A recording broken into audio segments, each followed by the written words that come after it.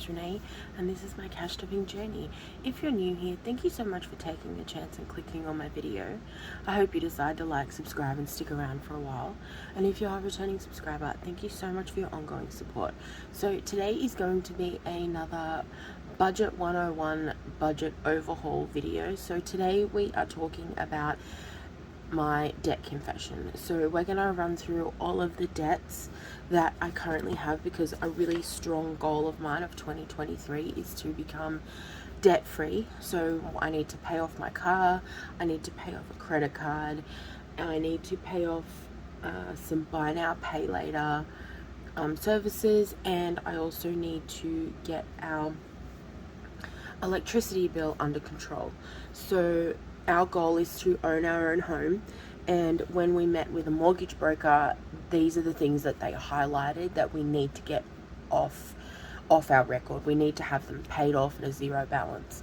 So that is what I'm working towards this year. So I thought we could run through the debts, try and see how I'm going to pay them off and how I'm going to keep track of that, and then see where we're at. I haven't, over the last probably 2 months, I've mentioned this before, our finances just took a massive tumble. So I'm kind of a little bit afraid to see, because I haven't added up the numbers yet. But that is something about the budgeting that you need to get used to, is the harsh realities. There's no way to hide in a budget. It can be brutal, and if you're not prepared for that, it can be very confronting and very overwhelming. And I'm hoping that by doing all of these Budget 101 series, budgets aren't to be afraid of. They can, no matter what the numbers are, no matter what your situation, it can be worked out. It might mean that you have to make hard decisions. It might mean that you have to, I don't really want to say sacrifice, but it might mean that you have to, just make the hard decisions and really evaluate what is important in your life. And that can also be hard. And sometimes you can get lost in all of the noise that is what's expected of you, and what you think your circumstances should be, what your actual circumstances are, the barriers that life seems to throw in our path every day. And that's why I love the budgeting 101 system, because it really makes you take it all back to the foundation. And you can't build a house on a rocky foundation. It has to be solid. So for you to build a really strong budget to reach your goals, you need to have a strong foundation. And it can be hard. I'm not gonna sugarcoat it for you. It's hard.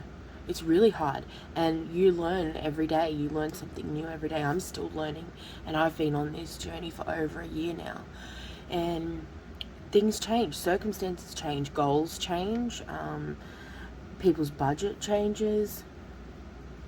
It's just the way of life. So I'm hoping that by getting my debts down on paper, it's a tangible thing that I can focus on, that it's not just a random number in my head that I can push to the side and forget about it when I want to, which is basically the equivalent of burying your head in the sand. It doesn't work, and it comes around and it bites you on the ass when you're least expecting it, and generally in a pretty significant way. So writing it all down, getting it down on paper, is a physical way for me to see that debt and to see the benefits as I pay it off, seeing that number tick down slowly and eventually getting to a zero balance, which is my ultimate goal in 2023. So I thought we'd sit down, we'd go through my debts.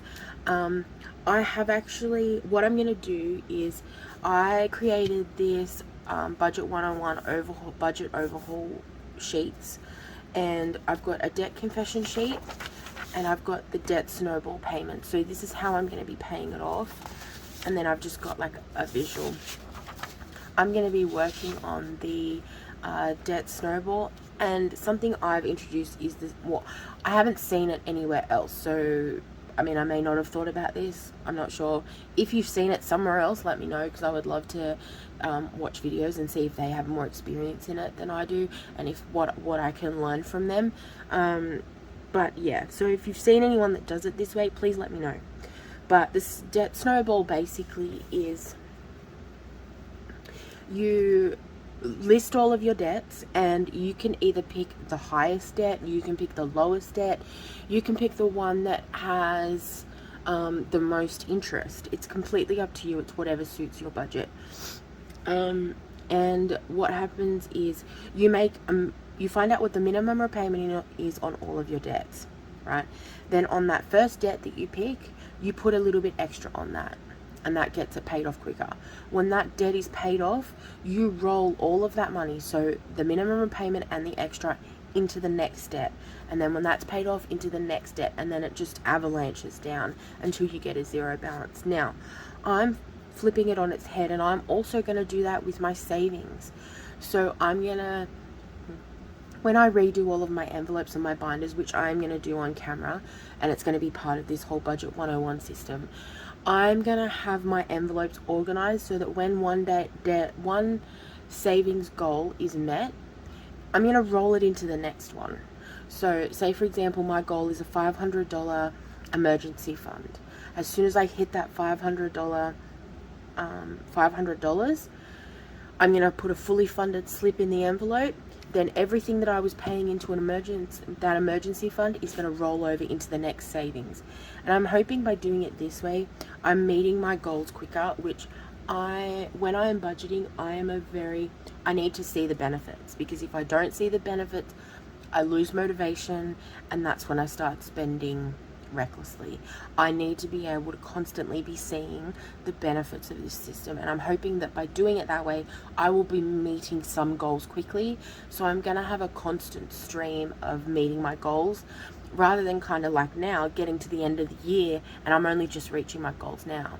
Yes, that's still amazing, and there's nothing wrong with doing it that way, but for me, I need to be seeing that throughout the whole year.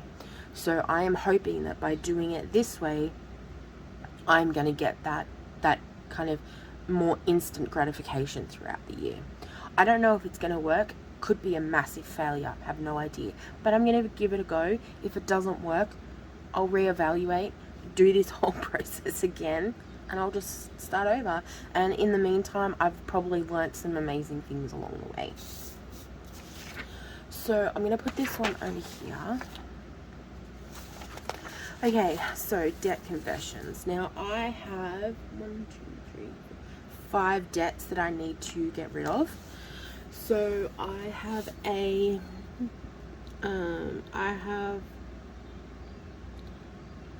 Latitude Visa is a credit card.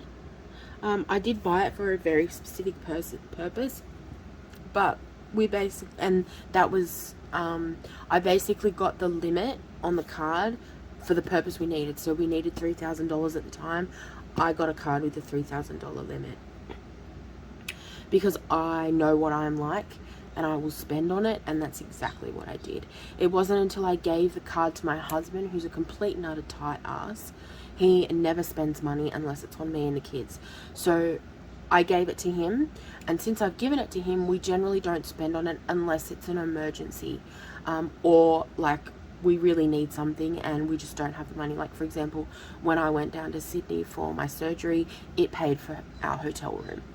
So things like that. But my goal is to get this paid off by the end of the year, and then we're cutting up the card and not using it. My goal is to have an emergency fund, and then also a cash buffer of $500. So I've actually done the savings challenge, and I have saved the $500 buffer. I'm still not sure what I'm going to do with that yet, only because we do have a lot of kind of needs coming up, or that have come up. I'm not quite sure when you'll see this, but I'm not quite sure if we've had to use that for something else. But my goal is to have a $500 emergency fund per year. So every year I want to save $500 and just have it tick over. And the $500 buffer in cash. So if an emergency happens, I've got cash at home. Because if it's in the bank, I am more likely to spend it, unfortunately. So cash, that's something I learnt in 2022 is if it's in the bank, it's a lot more tempting for me to spend it. So I need to try and keep it at home as long as possible. The problem with that is that means that I'm going to have large amounts of cash on hand, which I'm not happy about either.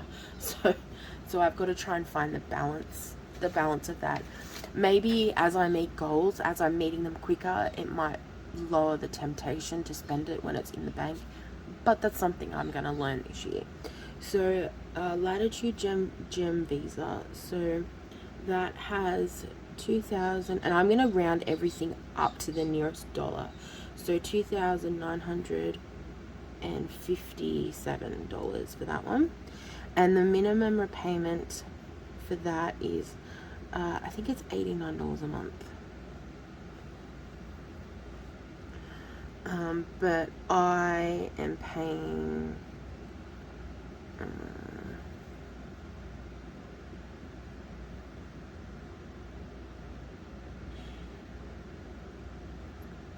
let me see.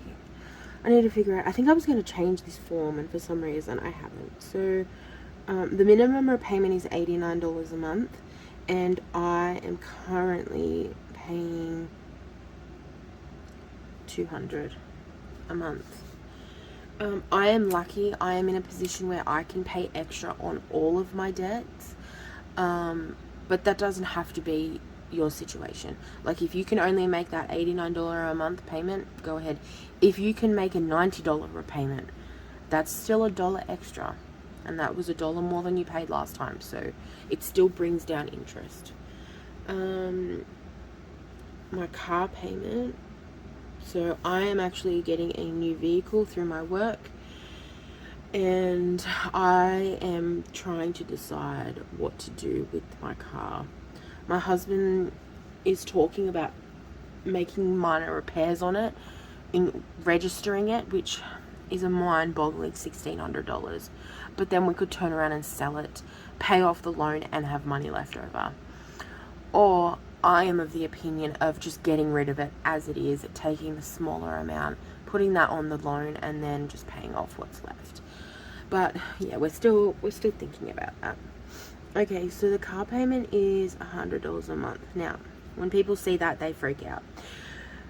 Probably when I had Evelyn, I wasn't working. I was on paid maternity leave, but it's considered minimum wage. So it's $1,500 every 2 weeks. We got into quite a bit of financial trouble at that time because that is way below my wage. That's under half.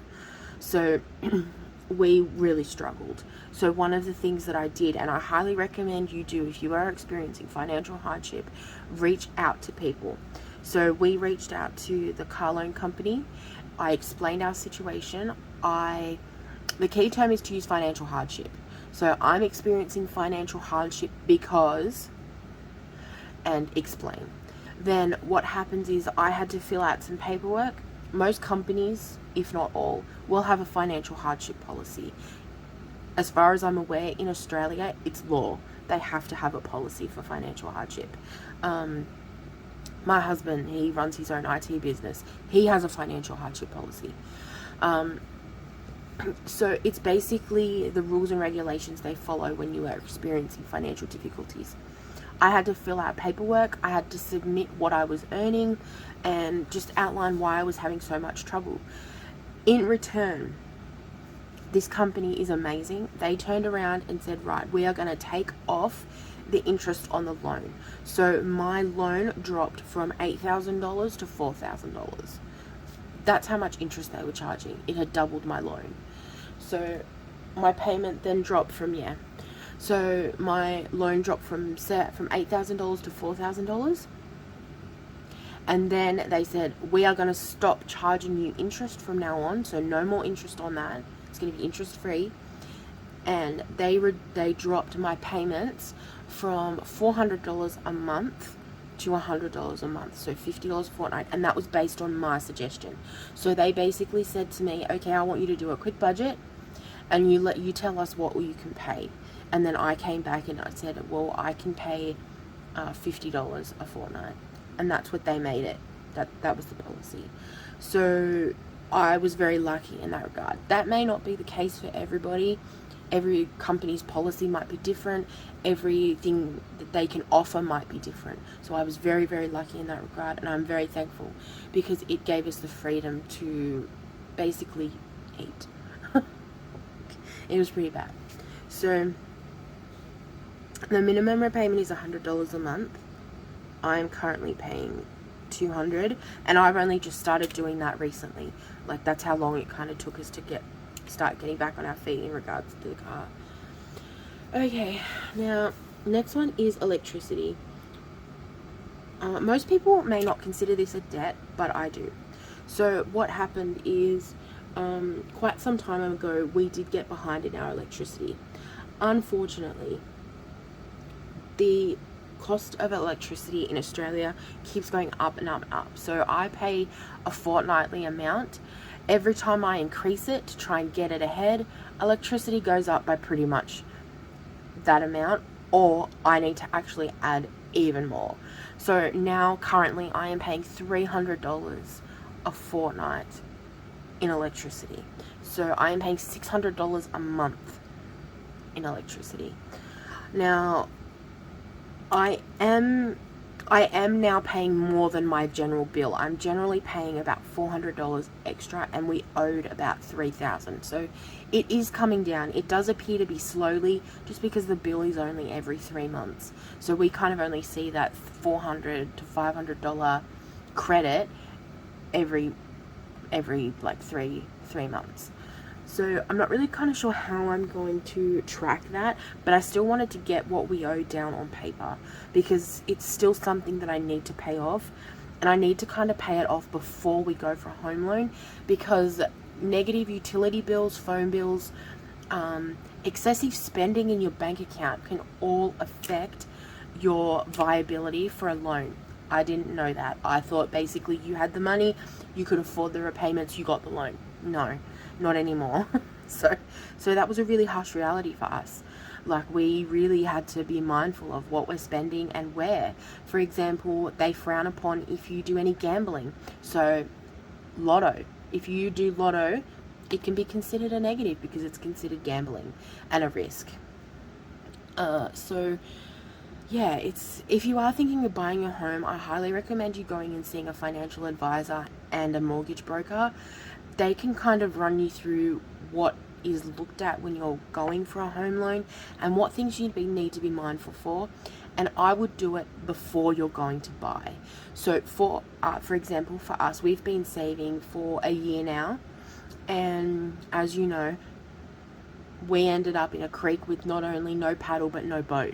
So we spent our deposit, which is really sad because we had nearly $8,000, and part of that was necessity, part of it was as a result of my poor mental health and poor spending choices.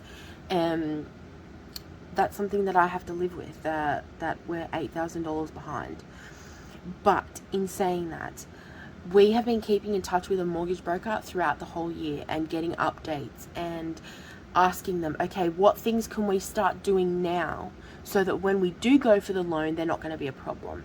Because there would be nothing worse than saving up your money, being like, yep, I'm ready to buy a home, and then come back and say, well, no, we can't give you this because we need to see 6 months of this or 12 months of that. Or they've just introduced a 2-year credit check, which they never used to do before. It used to be, I think, 3 months or 6 months. Now they do 2 years. So there's a lot more involved now than there was before. So being aware of those things early helps a lot. So I would highly recommend those. And electricity bills is one of the things that we need to focus on.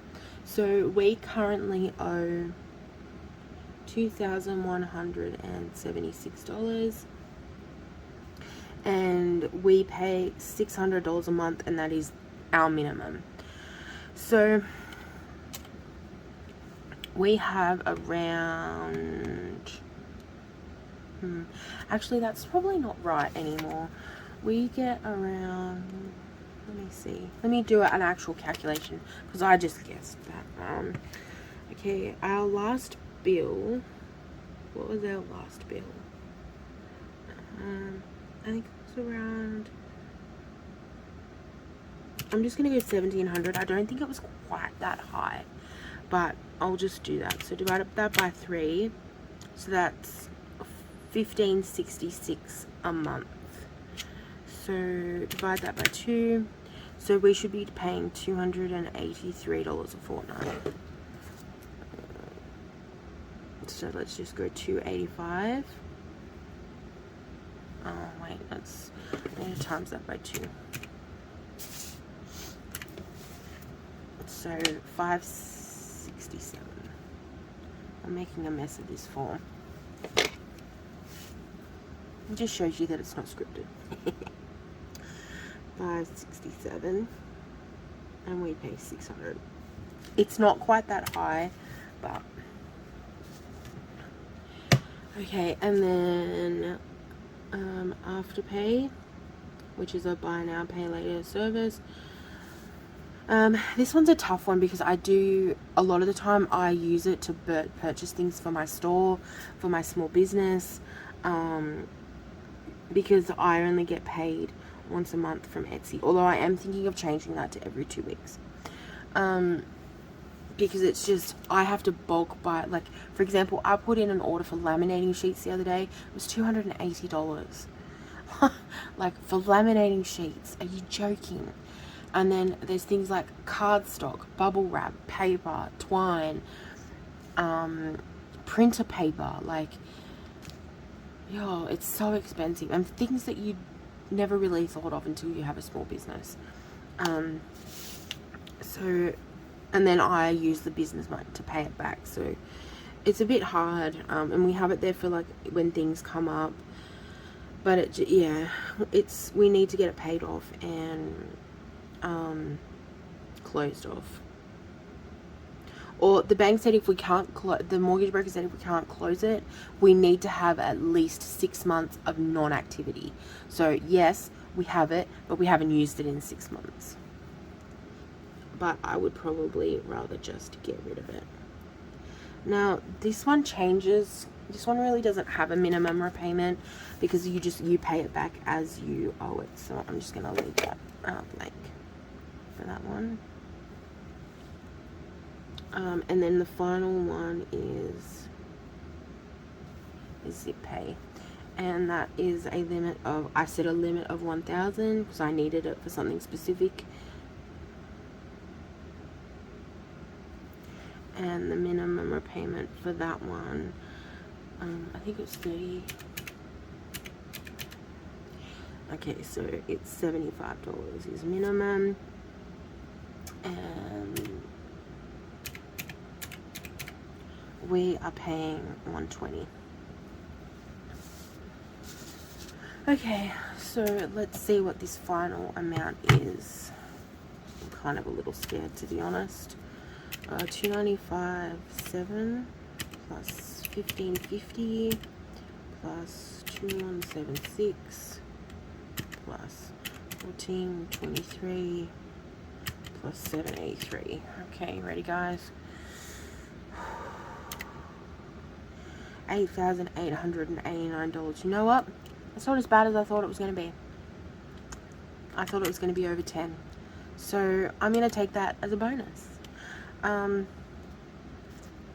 So $8,889. Okay. Now what I've done is created, let me take this, my debt snowball repayments. So it's going to be the date, the debt, the payment, and owing. So I was originally going to write down every single debt, but I thought what would make it easier, because there's going to be a lot of payments. What I was going to do was, I think I might lump them all together. So for example, I made a payment this week, so I'm just going to do today's date, which is the 27th of the 12th, and I'm going to just put that one, like that one debt. What did we say it was? Was it 8,887? And I'm going to say that's combined Okay, and I made a payment. So for example, with this one, for my Visa, I paid $200. For the car payment, I paid, no, for the Latitude, I paid $100. For car, I paid $100 because this is over a month. The electricity, I paid $300. For Afterpay, I paid, what did I pay? $597.17. And on ZipPay, I paid $60. So what I've done is I'm going to add those together, and I will be making these repayments every fortnight. So every 2 weeks, this won't probably change. The only thing that will change is when I get another electricity bill, that's going to go back up again, unless I'm really lucky and it goes down. So it just depends. But I forgot where I was.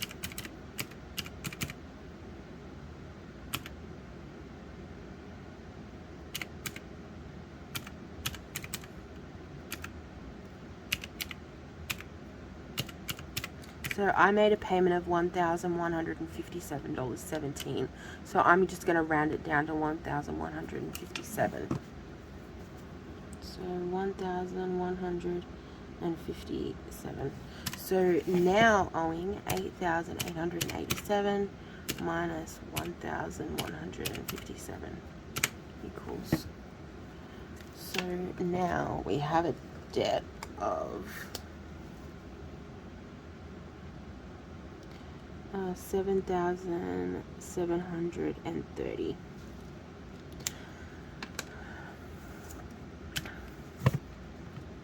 And like I said, this will change when, say, for example, the electricity bill comes in. So, yes, I might have paid off, say, $1,000 in electricity, like $1,000 off the electricity. But then the new bill's going to come in. The new bill was for, I don't know, $1,500. So then we're going to have to add another $500. It's going to be a bit complicated. I'm hoping that this way it works. I'm not quite sure, but I'm going to see how it goes anyway.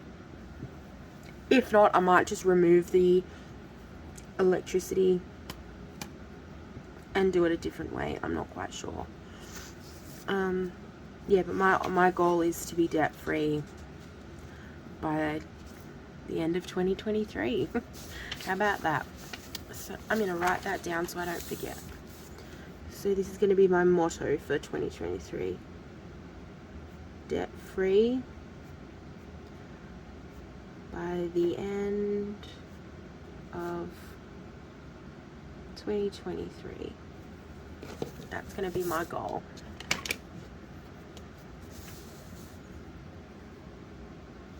Because I want to be able to confidently walk into that lender and say, no, we have no debts.